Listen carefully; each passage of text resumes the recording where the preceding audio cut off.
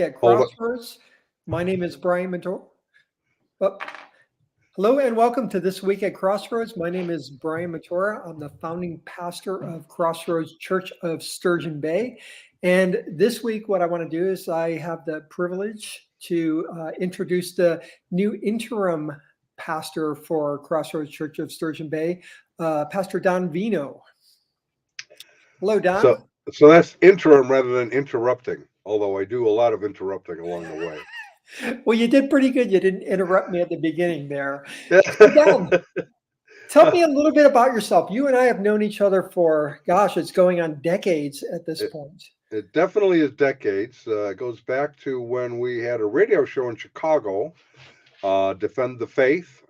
That would be around 1995 or so. I'm not sure. We were on for about 2.5 years. So between 95 and 97 probably is when we met.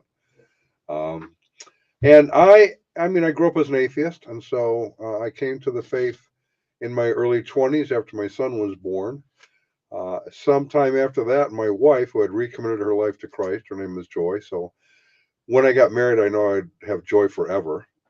Uh, and so we, she met some Jehovah's Witnesses that she really, really liked and wanted to try to reach them. So she sort of roped me in to help her figure out what do they believe, why do they believe it, and how can we try to reach them.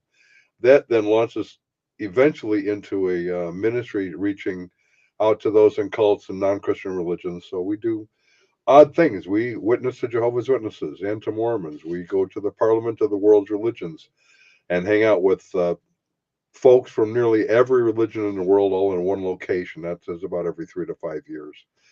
So my heart is for the church for two things. One is to teach the word faithfully, clearly, regularly, week by week, week in and week out, to equip the saints to do the work of ministry. This is not a spectator sport, as you know. Right. So anyone who's involved in Crossroads is going to be challenged to be involved in Crossroads, not just to show up and hang out. Sure. Why don't you talk just a little bit about your theology of church? You were touching on it there. Why don't you tell me a little bit more about that? Yeah, I some years ago, as I was doing some research on a particular topic, I stopped in 1 Corinthians 14 and just sort of caught me off guard. It's a passage that all of us have read many, many, many times over the years. But for some reason, as I was thinking kind of about the mega church structure and other sorts of things, as I was reading this in 1 Corinthians 14:23, Paul implies something that we don't catch right away. He implies that the church is not normally where unbelievers are going to be. They might be, they should be welcome. But it is really the family time. It is a time for the church to be together, to be equipped, to challenge one another, to serve one another, to share communion with one another, to care for one another. There's a whole lot of family things going on there. And he says it by this. He's talking about the issue of chaos and pandemonium in the church. Yeah. He says, if you are speaking in tongues and if an unbeliever comes in, they'll think you're out of your mind. So if an unbeliever comes in implies unbelievers are not normally there. What does that do with the whole seeker sensitive kind of a methodology? It doesn't seem to be in the New Testament that way. Now, that doesn't mean what they're doing is bad or wrong. It just means it is not really the biblical model of church. It should be a family time. The very next verse, he does the same thing. He says that if you are prophesying, and if the unbeliever comes in, he will be convicted. So, two times in the space of two sentences, he says the same thing. So, by implication, the church is primarily for the family together to worship, to celebrate together, to find out who is in need, how can we help them, to encourage them in difficult days. And right now, many of us are experiencing those kinds of days. uh, and to pray for and with one another. The second part of my view of the church is that evangelism is to happen primarily outside the church. Hmm. So the gospel should be present in the church gathering, but outside the church is where we really run into those who need to hear the gospel, whether Right. they're a Wiccan, a Jehovah's Witness, average non-believer living next door. And what we find as we look in history is the church transformed culture in 300 years from a pagan, mean culture to Western society as we have it today. And oddly enough, atheists are coming to that realization right now. You have Tom Holland in his book Dominion. He's an atheist. Now he calls himself a Christian atheist. He still doesn't believe in God. But as he started looking through the history of culture, he came to realize that if you did not have the church in the first 300 years, you would not have Western culture today anywhere. Yeah. So it's a pretty profound thing. But Right. unfortunately, many churches have missed that. So one of my favorite parts of Scripture is when Paul goes and he preaches and he affects the culture around him so much Right, that they are getting rid of their idols and burning their books. And I mean, he just had this profound change on the culture to where they wanted him out and arrested him for it. He was destroying businesses and all sorts of things because people's hearts were changing and they were right, changing. right. And part of the pastoral role is to equip the saints to go out and to do the evangelism that you're talking about. So, as a pastor, how do you think what do you think is the best way to equip the saints to go out and to do the work that they're called to? Well, I think there's really three things. The first one is to teach the word regularly. As we go through scripture, we find that Paul only gives two mandates to pastors, really. One is to guard the flock.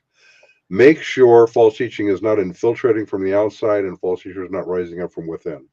The second, and they go hand in hand, is the teaching and training of the saints, and that is what your pastoral epistles are for. First, Second Timothy, Titus, is to line by line teach them what is the Christian faith and the essential doctrines, and how does that then impact how we interact with unbelievers outside.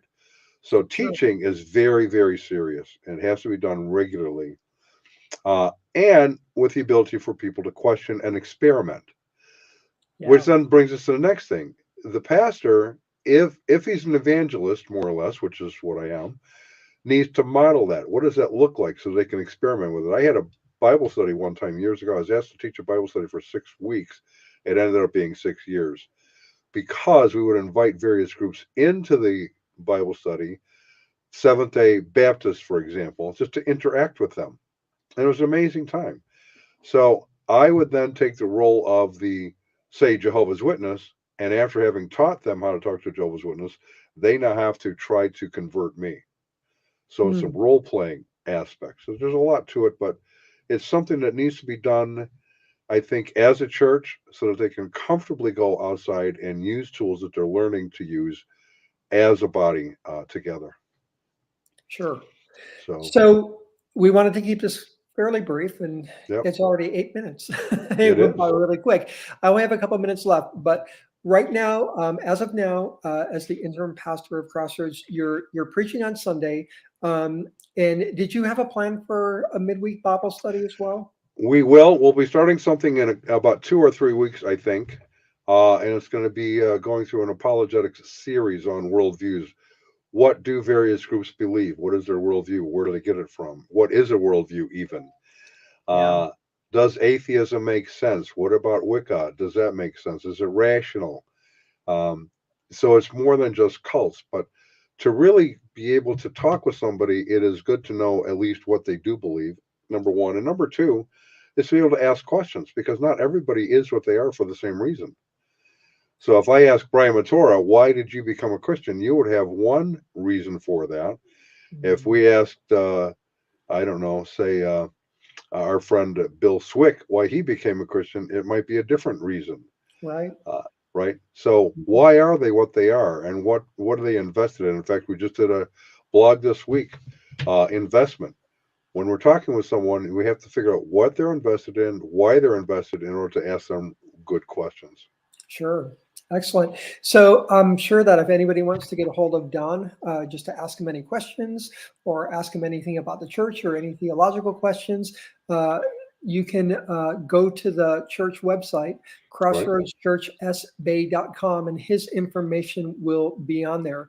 Did you have any closing thoughts, Don, before we? No, we'll be there bright-eyed and bushy-tailed, hopefully bright-eyed, at 10 o'clock this Sunday. And whoever wants to come and join us, we are thrilled to see you. So, and with Okay. that, we can do like we do on our unknown webcast, the royal wave. There you go.